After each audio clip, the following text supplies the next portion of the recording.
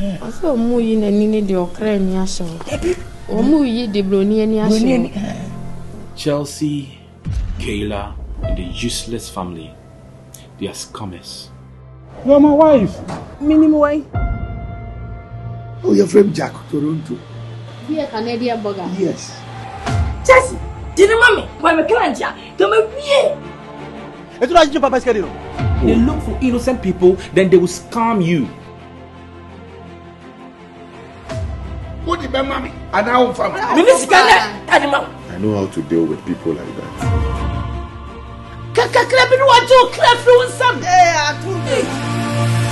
Arrest you. Arrest who? And never my boy.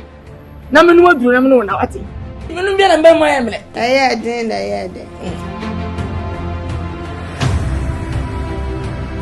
I want you my boy. What Chelsea no way? Chelsea no. Grandmother and now. Sisi na pa. When you me Ato 40. my day. Sika be mu aye no ma. Sisi bo me ti.